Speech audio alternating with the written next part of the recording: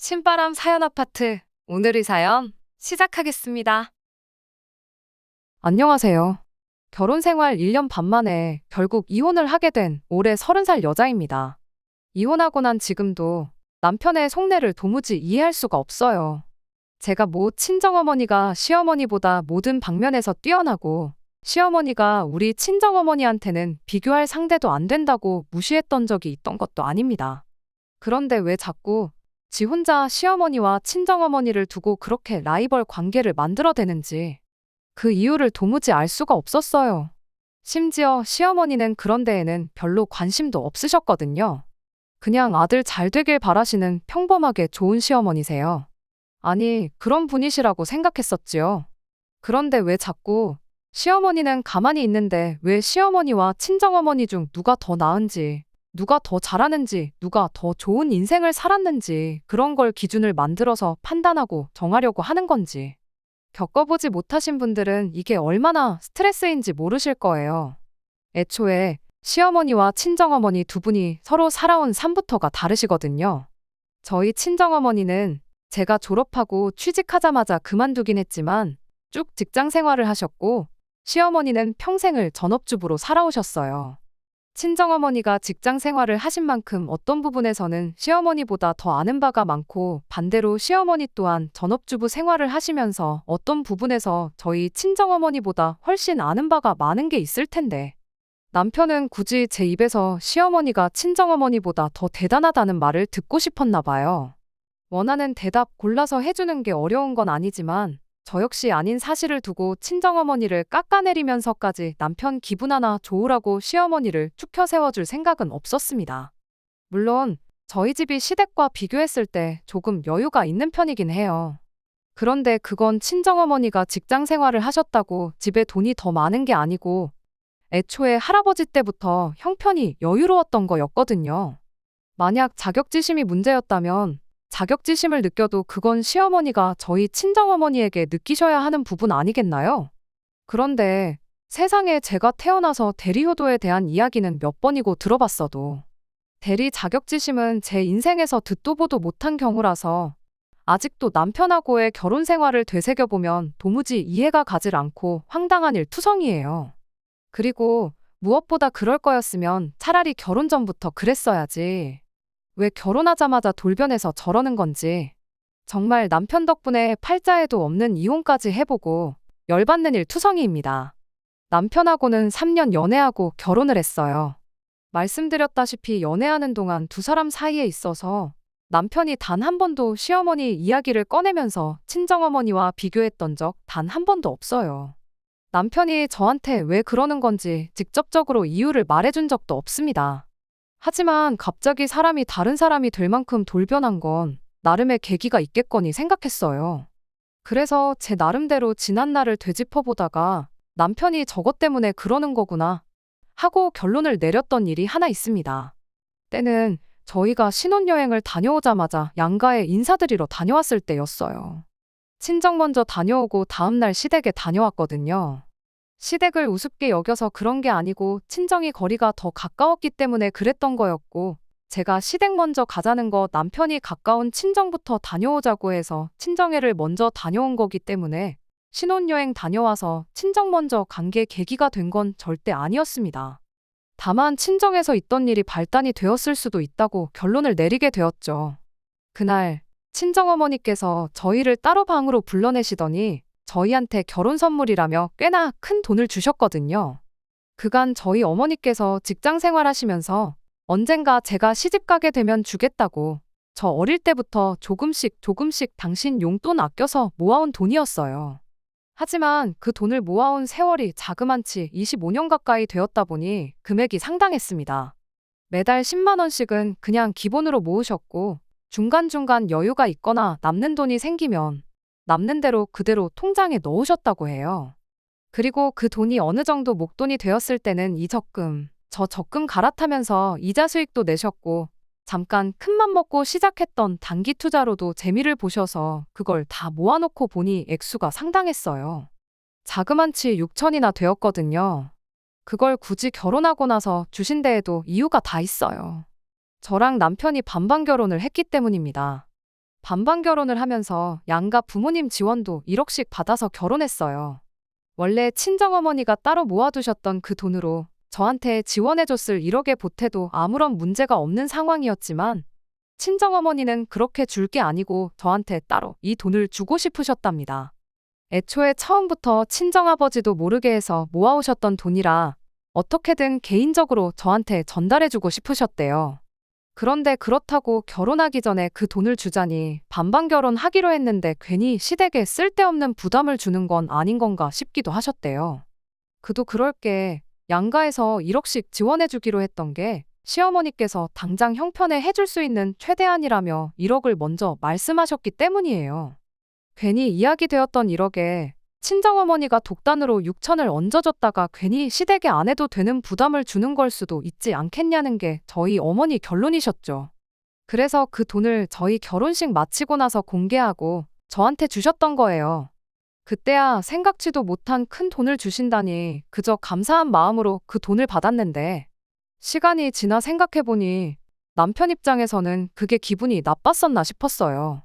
친정 다녀오고 시댁에 다녀왔을 때 시어머니는 저희한테 따로 해주신 게 없었거든요. 시어머니가 저희한테 뭐 돈을 해줘야 된다는 법이 있는 것도 아니고 저는 아무래도 상관없었거든요. 그런데 남편은 그게 아니었나 봐요. 그리고 그걸 시작으로 남편의 대리 자격지심이 생겨나게 된 게 아닐까 싶습니다. 연애하면서 평생 한 번도 한 적 없던 친정어머니와 시어머니 비교를 그때부터 시작했으니까요. 이것 또한 말씀드렸다시피 저 혼자만의 생각이에요. 남편이 직접적으로 왜 그렇게 시어머니와 친정어머니를 비교했는지 직접적으로 이야기를 해준 적이 없었으니까요. 남편 나름대로 다른 이유가 있었을 수도 있고 제가 오해한 걸 수도 있지요. 아무튼 그날 이후로 남편이 사사건건 친정어머니가 뭐만 하셨다는 말만 들으면 시어머니도 사실 이랬다 저랬다 하면서 시어머니 또한 친정어머니 못지않으신 분이고 대단하신 분이라는 걸 저한테 강제적으로 주입하듯이 이야기를 하곤 했습니다. 하지만 제가 4~5살 먹은 애도 아니고 오히려 저렇게 강제적으로 시어머니가 더 낫다는 대답을 유도하기 시작하니 반발심만 더 생기더라고요. 제 입에서 무슨 대답을 듣고 싶은지 뻔히 보이긴 하지만 너무 뻔히 보이면 일부러 듣고 싶은 그 대답을 안 해주는 심술 같은 거 있잖아요.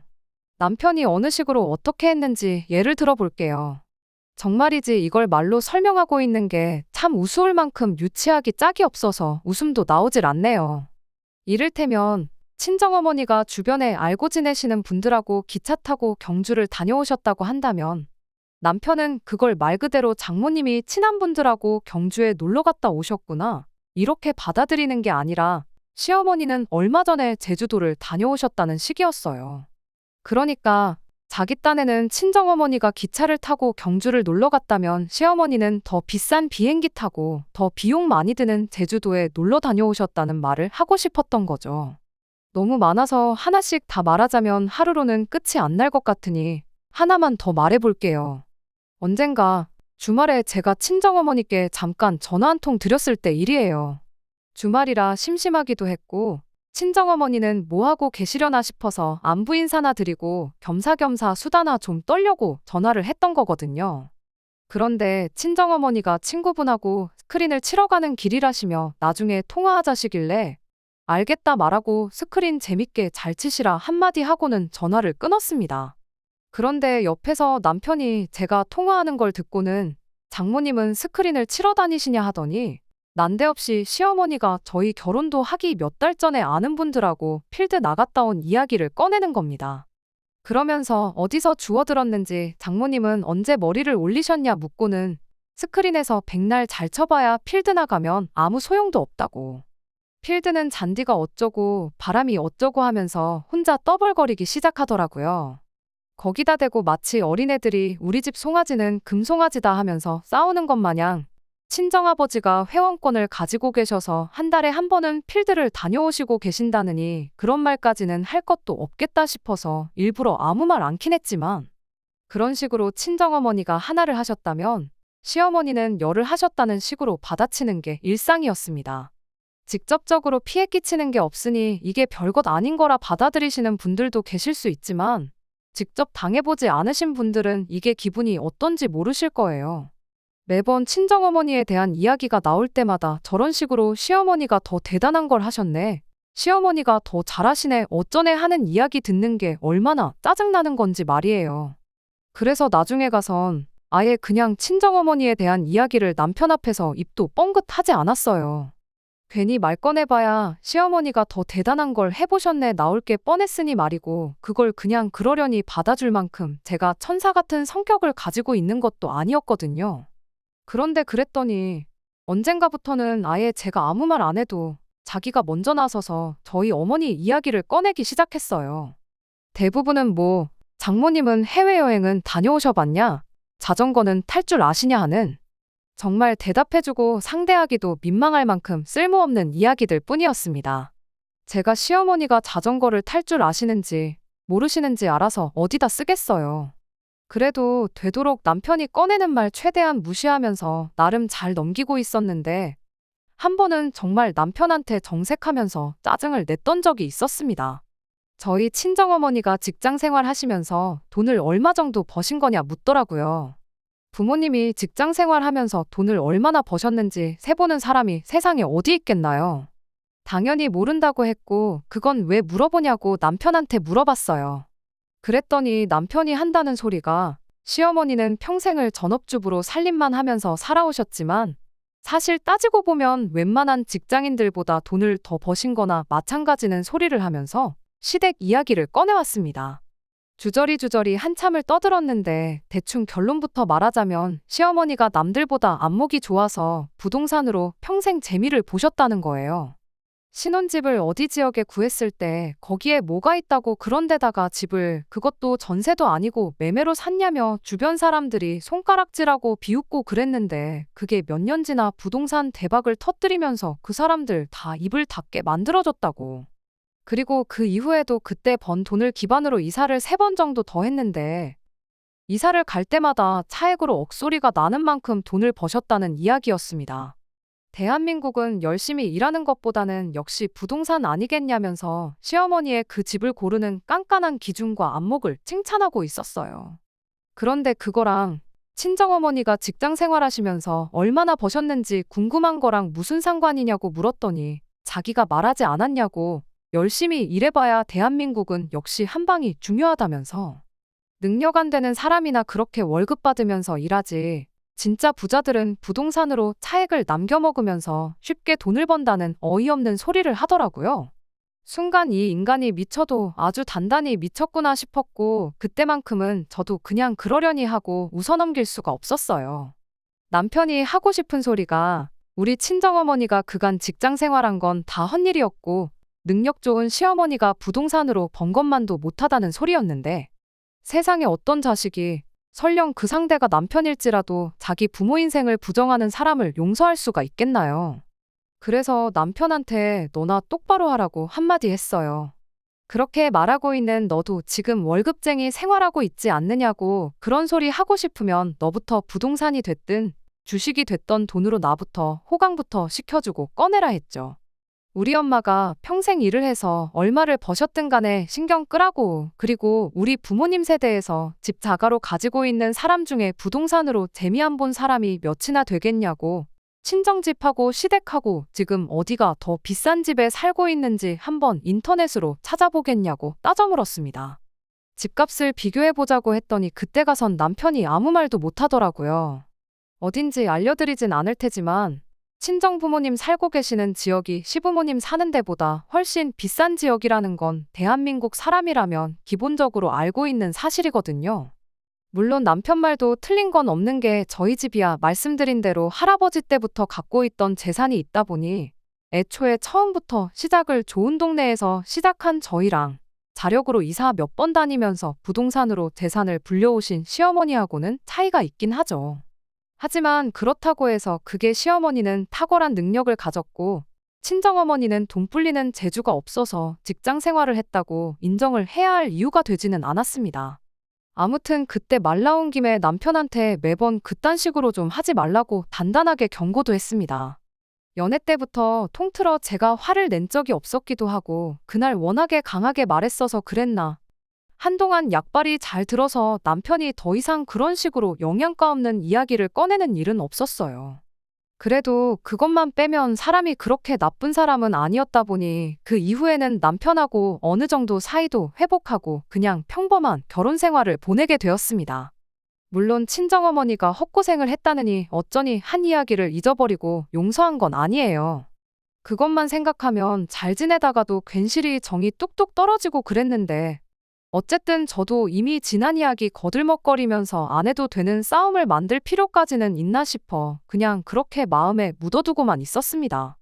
그렇게 한동안은 별 문제 없이 지냈는데 얼마 전 다시 시작된 남편의 대리자격지심으로 결국 저는 이혼이라는 마지막 수단을 선택할 수밖에 없었어요. 친정어머니가 은퇴하신 이후로 이것저것 배우러 다니시는 게 취미셨어요. 그리고 요 근래에는 재미로 한식조리사 자격증을 따보겠다고 학원을 등록하셨거든요. 친정어머니가 직장 생활 하셨다고 해서 아예 집안 살림과 담쌓고 지내셨던 건 아닙니다. 밖에서 사 먹는 음식이 맛은 더 있을지 몰라도 무슨 재료를 넣고 했는지 모르니 안심이 안 된다며 일하느라 피곤한 와중에도 저희 가족들 식사를 대충 챙기신 적 한 번 없으신 분이셨어요.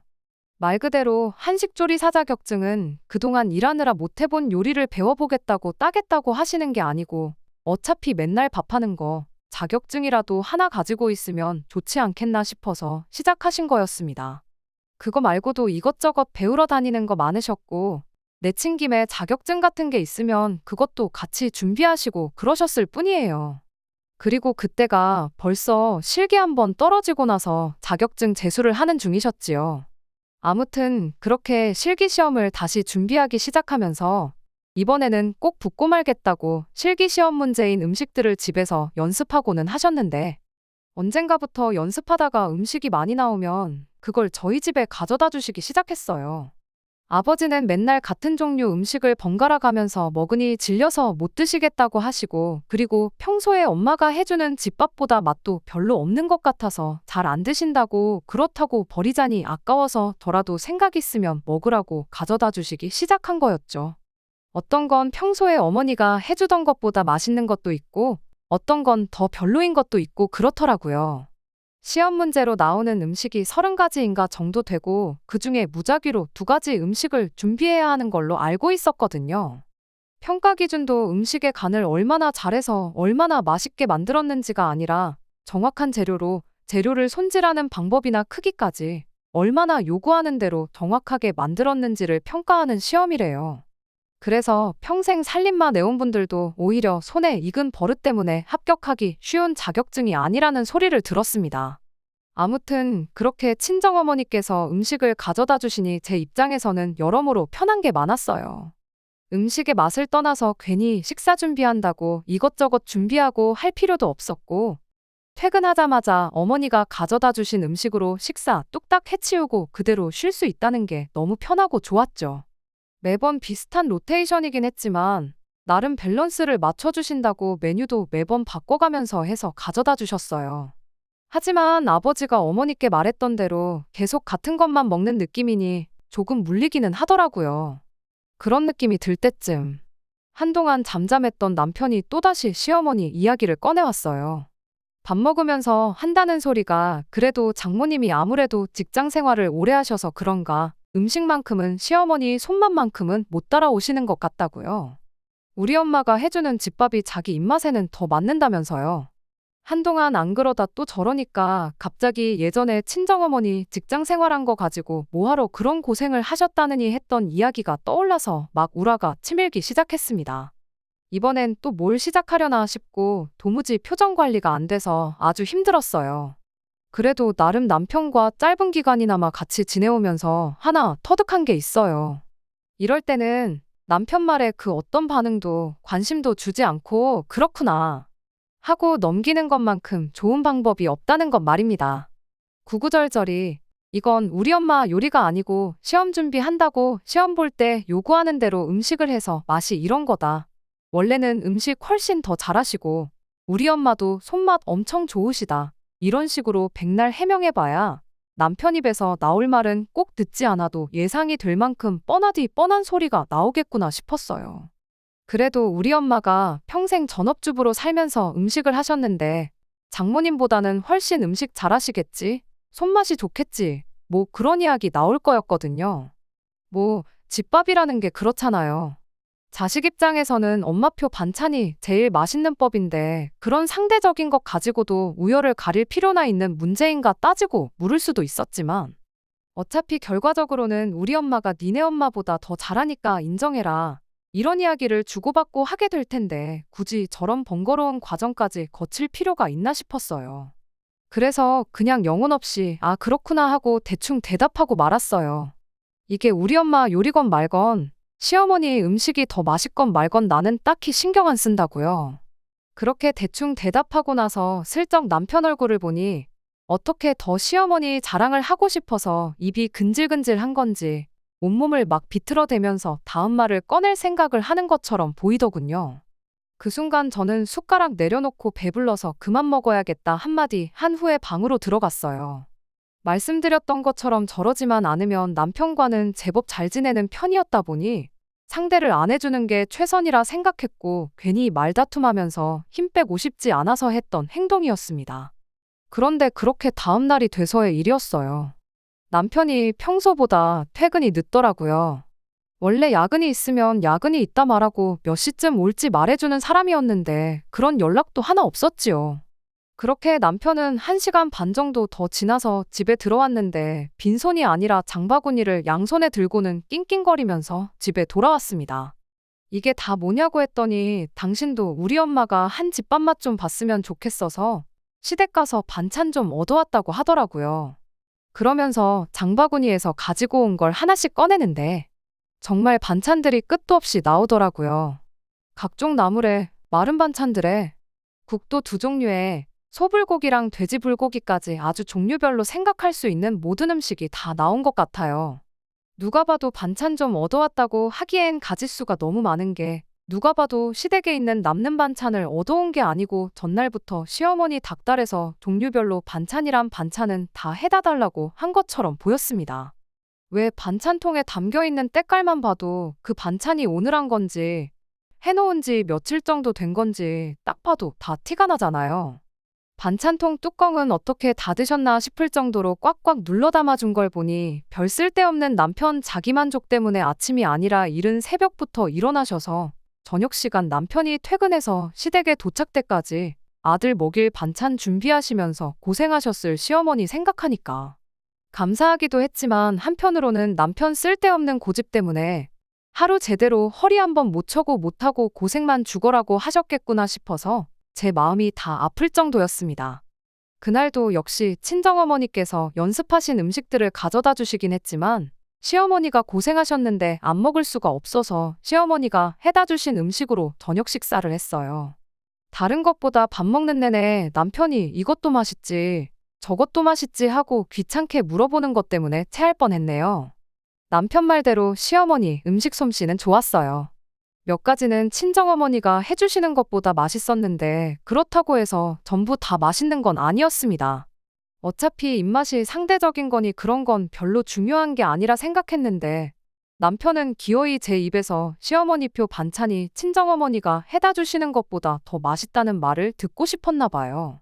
그래서 한번 그냥 눈 딱 감고 그렇게 말해줬어요. 그렇게 말해주면 적어도 앞으로 친정어머니가 해다 주는 음식 먹을 때마다 시어머니가 더 솜씨가 좋다느니 손맛이 끝내주신다느니 하는 이야기 들을 일은 없겠다고 생각했거든요. 친정어머니한테도 전화드려서 한동안은 시댁에서 보내준 밥을 먹어야 할 것 같으니 음식한 거 안 보내주셔도 된다고 했습니다. 그런데 막상 시어머니표 반찬이 최고라던 남편이 메인 반찬이라고 할 수 있는 돼지불고기랑 소불고기를 다 먹은 시점부터는 밑반찬하고만 밥을 먹어야 되냐며 밥도 남기고 식사를 깨작거리기 시작했어요. 그렇다고 저 혼자 그 많은 반찬들을 다 먹을 수가 없다 보니 하는 수 없이 친정어머니한테 다시 연락드려서 늘 해다 주시던 전이랑 구이 같은 거는 다시 보내달라고 부탁드렸죠. 그렇게 3일인가 친정어머니께서 계속해서 음식을 더 해다 주셨고 그나마 고기 반찬이 생기니 남편이 그제서야 밥을 제대로 먹기 시작했어요. 문제는 여전히 밑반찬은 몇 번 깨작거리고 고기 반찬 위주로만 식사를 했다는 겁니다. 결국 나중에 가서는 나물 반찬만 잔뜩 남게 되었어요. 그리고 친정어머니가 보내주던 고기 반찬도 끊기게 되었죠. 친정어머니가 시험 일자가 다가옴에 따라서 이제 손에 익은 거 말고 손에 안 익는 음식들을 연습해야겠다시며 비빔밥이며 그런 걸 연습하셨거든요. 그래도 시어머니가 고생해서 해다 주신 반찬인데 이미 저희 집 냉장고에 들어온 지 열흘이 가까워지는 시점에 어떻게든 남아있는 나물 반찬을 처리해야 한다는 생각밖에 없었어요. 상해서 버리는 건 힘들게 음식을 해다 주신 시어머니에 대한 예의가 아니라고 생각했거든요. 그러다 갑자기 번뜩하고 좋은 생각이 난 거예요. 친정어머니한테 그럴 게 아니고 비빔밥 연습하신 거 있으면 그것 좀 가져다 달라고 부탁을 드렸어요. 왜 저희 집도 어머니가 항상 나물 반찬 이것저것 하시고 나서 얼마 안 남으면 그거 양푼이에 고추장 크게 한 숟가락 넣고 계란 후라이 해서 비벼서 먹고 그랬거든요. 그렇게 하면 평소 먹는 것보다 나물도 훨씬 더 많이 먹고 그랬으니 남은 나물 반찬 처리하는데 그거만한 게 없겠구나 싶었습니다. 남은 나물 반찬 양을 보니 딱 이렇게 두 끼만 먹으면 남는 거 없이 싹 다 끝내겠구나 싶었어요. 그런데 남은 나물 반찬 때문에 결국 이혼을 하게 될 줄은 그때까지만 해도 정말 생각도 못했습니다. 누군들 생각이나 했겠나요? 아직도 그날 생각하면 치가 떨리기도 하지만 황당해서 어이없는 마음이 더 커요. 그날따라 남편 퇴근이 조금 늦었어요. 친정어머니는 이미 저희 집에 비빔밥거리를 주고 가신 상황이었고요. 저 혼자 먼저 먹을까 하다가 남편이 혼자서 밥 먹는 걸 싫어하는 편이라 괜히 안 먹는다고 나오면 괜히 나물 반찬이 애매하게 남아버릴 것 같아서 남편 퇴근하기를 기다렸죠. 이내 남편이 퇴근을 했고 내가 저녁 준비할 테니 남편한테는 얼른 씻고 나오라고 했어요. 그렇게 남편 씻는 동안 계란 후라이도 3개 해서 부치고 양푼이에다가 나물이랑 상추 쫑쫑 썰어서 밥을 비볐습니다. 참기름까지 뿌리고 깨소금으로 마무리하니까 보고만 있어도 입맛이랑 군침이 돌더라고요. 한 숟갈 간을 보니까 고추장도 그냥 고추장이 아니라 실기시험에 나오는 대로 설탕이랑 어떻게 해서 만든 고추장이라 그런지 일반 고추장보다 훨씬 맛있게 느껴졌어요. 때마침 남편이 씻고 나오길래 얼른 와서 밥 먹으라고 했죠. 그때까지만 해도 그냥 평소처럼 저녁 식사 마치고 나서 같이 TV 좀 보다가 잠드는 평범한 일상을 생각했었는데 남편이 밥상머리에 앉자마자 이게 뭐 하는 짓이냐며 육두문자를 섞으며 애써 비벼놓은 양푼을 바닥에 패대기 쳐버리더라고요. 그러더니 저한테 성큼성큼 걸어와서는 전에 본 적도 없는 무서운 표정으로 너 지금 시어머니가 우습게 보이냐면서 성질을 부리는 거예요. 저도 어이가 없어서 뭔 소리를 하는 거냐고 남편한테 따져 물었어요. 그랬더니 어떻게 감히 시어머니가 고생고생해서 해다 준 반찬을 가지고 개밥을 만들어 놨느냐고 고래고래 소리를 지르는 겁니다. 시어머니가 얼마나 우습게 보였으면 그러는 거냐고 입에 개거품을 무는데 그때는 어이가 없다기보단 솔직히 남편이 무서웠어요. 부부싸움하고 싸움은 엄연히 다른 거잖아요. 남편을 힘으로 이길 수 있어서 부부싸움하는 사람들이 얼마나 되겠나요? 그런데 이건 뭐 시작부터 사람을 죽일 듯한 기세로 달려드는데 이때는 같이 소리내서 싸우는 것보다 제가 자리를 피하는 게 상책이라는 생각밖에 안 들었어요. 그래서 자리를 피하려는데 남편이 가긴 어딜 가냐면서 제 머리끄댕이를 잡아당겼습니다. 머리를 붙잡힌 제가 아프다고 소리를 지르니까 그제서야 남편도 제정신이 들었는지 곧바로 손을 놓더니 저한테 미안하다고 사과를 하더라고요. 사과를 하면 했지. 한마디 덧붙이기를 그래도 이건 너무한 거 아니냐고 어떻게 우리 엄마가 힘들게 해준 반찬을 고추장에다가 비빌 생각을 했냐며 우리 엄마 정성은 생각도 안 한 거냐는 소리를 하는 거예요. 저는 그 소리가 마치 자기가 화를 낸 이유가 저 때문이라고 하는 소리로밖에 들리지 않았습니다. 너가 먼저 잘못을 했으니 내가 화를 내는 게 당연한 거고 머리끄댕이를 붙잡혀도 싸다는 소리잖아요. 그래서 저도 그냥 어디 한 대 칠 테면 쳐봐라 하는 심정으로 남편한테 한마디 했어요. 이 미친 인간아, 너는 태어나서 비빔밥도 한 번 못 먹어봤냐고.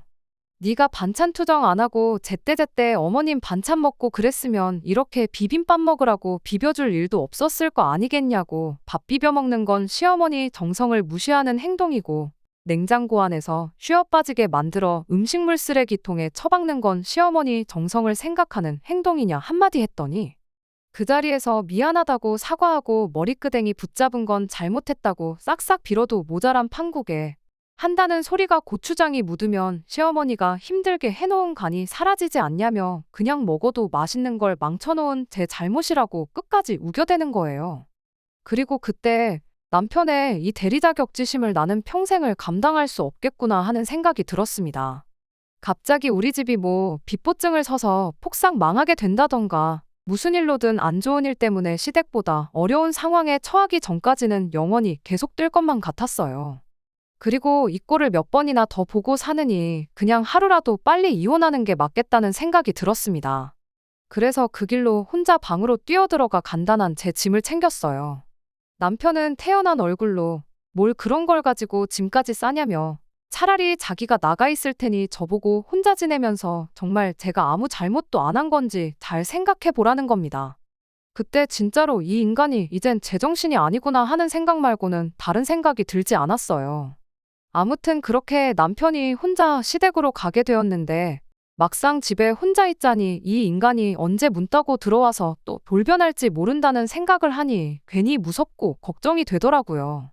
그래서 그냥 집 비워놓고 저도 친정으로 향했습니다. 친정아버지가 엄청 열받으셔서는 혼쭐을 내주시겠다고 하는 것도 뜯어말렸어요. 그 인간 지금 정상이 아닌 것 같다고 괜히 건들지 마시라고요. 회사에는 대충 사정을 설명하고 일주일 정도 휴가를 냈어요. 친정에 온 지 이틀이 지나서 남편한테서 전화가 왔습니다. 지금 어디냐고요? 제가 연락이 없으니 남편이 집에 들렀나 본데 집에도 제가 없으니 저한테 전화를 했던 것 같아요. 그건 알아서 뭐 하려고 그러냐고 당장 이혼 서류 준비해 올 테니까 서류에 도장 찍을 준비나 하고 있으라고 한마디 했더니 남편이 뭘 그런 걸 가지고 이혼 이야기까지 꺼내냐며 대화로 한번 잘 풀어보자고 집으로 오라고 하더라고요. 절대 제 몸에 털끝 하나 건들지 않겠다고 하길래 대화로 뭘 어떻게 풀어보려고 하는 건가 싶어서 집에서 만나기로 했죠. 친정집이 저희 신혼집에서 더 가까웠다 보니 제가 먼저 도착했어요. 일단은 둘이서 만나기로 했으니 친정 부모님은 주차장에서 대기를 하고 계시기로 했습니다. 전화기 통화 상태로 해놓고 주차장에서 상황 듣다가 분위기가 험악해지는 것 같으면 곧바로 올라오시기로 하고요. 이윽고 남편이 도착했는데 둘이서 이야기해보자더니 남편은 시어머니를 대동해서 끌고 왔더라고요. 말빨이 안 되니 어머님을 모시고 왔구나 싶었는데 아니나 다를까 남편이 아니라 시어머니가 먼저 말을 꺼내더라고요. 부모 생각하는 자식 마음이 그런 거 아니겠냐며 당신 생각에도 아들이 잘못한 것 같다고 사과시킬 테니 남편 용서해주고 전처럼 잘 지내라는 말을 하시는 겁니다. 세상 누가 그 상황에 제가 잘못했다고 하겠나요? 당연한 일이었지만 저는 남편이 나물 반찬 고추장에 비볐다고 화낸 것보다 사과를 받고 싶은 게 있었으니 그건 남편이 어딜 가냐며 뒤돌아선 제 머리채를 잡아 끌었다는 사실이었어요. 다른 건 몰라도 두 번 다시 앞으로 우리 사이에 무슨 일이 있어도 내 몸에 손가락 하나 가져다 대지 않겠다는 약속은 받아내야겠다는 생각이었습니다. 그리고 만약 이런 불미스러운 일이 다시 발생하게 된다면 그때는 아무 조건도 없이 이혼하는 거고 재산 분할이고 뭐고 땡전 한 푼 없이 몸만 나가겠다는 각서를 써달라 했습니다. 이혼할 때 각서가 아무 소용 없다는 사실은 알고 있긴 했지만 이 정도는 해야지 적어도 같은 꼴은 안 보겠구나 하는 생각이었어요. 그런데 난데없이 시어머니가 그런 불합리한 조건은 받아들일 수 없다면서 싫다고 거절을 하시더군요. 그러면서 고작 머리채에 한 번 잡힌 걸 가지고 장난이라고 생각하고 그냥 넘어가면 될 걸 일을 너무 심각하게 만드는 거 아니냐는 거예요. 그런 각서를 쓰면 우리 아들 남은 평생이 너무 불리해지는 거 아니냐입니다. 제가 마음먹고 남편 꼭지 돌게 만들어서 어쩌다가 슬쩍 밀치기라도 하면 그 순간 우리 아들은 이혼당하고 땡전 한 푼도 분할받지 못하고 이혼당하는 거 아니냐고요. 팔은 안으로 굽는다고 자식 편 들어주는 건 당연하다고 생각했고 그래도 어쨌든 시어머니까지 나서서 기분 풀라고 말씀하시니 그냥 앞으로 대리자격지심 때문에 쓸데없는 소리 하고 사람 마음 상하게 하는 것만이라도 못하게 해달라 말하고 그러고 이 부부싸움을 끝낼 생각이었어요. 그런데 시어머니 마지막 말 한마디에 결국 제가 이성을 잃고야 말았습니다. 시어머니가 잘 생각했다고 뭐 머리채 한 번 잡힌 거 가지고 그러냐며 가족끼리 그러는 건 장난치는 것에 불과하답니다.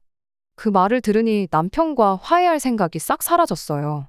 그게 무슨 소리시냐고, 그러면 앞으로 무슨 일 때문이건 간에 남편이 제 머리채를 잡으면 전후 사정 안 보고 그걸 장난으로 받아 넘겨야 한다는 말이시냐 물었더니 막말로 얘가 주먹질을 한 것도 아닌데 뭘 그리 호들갑이냐고, 원래 부부 사이라는 게 싸우면서 더욱 더 돈독해지는 법이라며 다음부터는 이런 사소한 일로 나까지 오게 만들지 말라는 겁니다. 순간 정말로 이성의 끈이 뚝 끊어졌어요. 그리고 그 길로 시어머니 머리채를 붙들어 잡고든 그대로 이리저리 흔들었어요. 시어머니가 비명을 빽 지르며 이게 뭐 하는 짓이냐 소리를 질렀고, 남편은 순간 당황해서는 저를 시어머니한테서 떼놓으려고 안간힘이었습니다.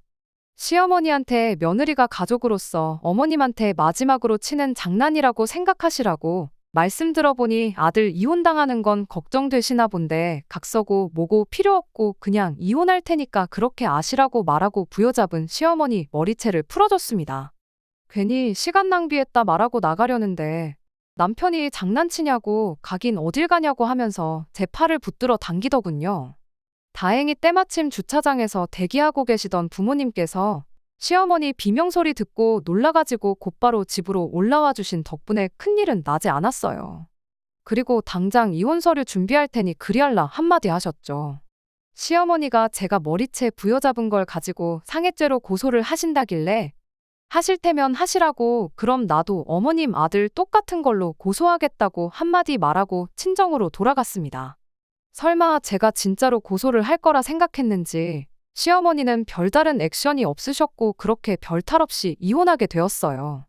반반 결혼했다 보니 재산 분할하는 것도 별달리 어려울 것 없었고, 친정어머니가 주신 통장은 친정어머니 통장 그대로 보관하고 있었다 보니 그것 또한 문제가 되지 않았네요. 사실 남편하고 그런 일이 있은 직후에 친정에 머물며 그래도 진짜 이혼까지 해야 하는 건가 걱정했는데 막상 이혼하니까 별거 없고 마음만 후련해졌어요. 평생 남편이 시어머니에 대한 자격지심 때문에 헛소리 하는 거 듣는 거보다야 평생 혼자 지내는 게 오히려 더 나은 것 같습니다. 하나 아쉬운 게 있다면 내 머리채 붙잡은 본인인 남편 머리카락 한 올도 못 뜯어놓고 나온 거, 그거 말고는 없네요. 정말 대리 자격지심보다는 차라리 대리 효도를 강요하는 게 100번 1000번 나았을 것 같아요. 만에 하나 남편이 다른 사람을 만나 결혼을 한다면 다른 건 몰라도 새 장모님 되실 분이 대놓고 시어머니보다 못한 분으로 찾으라고, 안 그러면 또 이혼당할 거라고 충고 한마디 해주고 싶네요. 끝까지 들어주셔서 감사합니다. 오늘의 사연은 여기까지입니다. 구독과 좋아요, 알람 설정 부탁드리고 더 좋은 사연으로 다시 찾아뵙겠습니다. 감사합니다.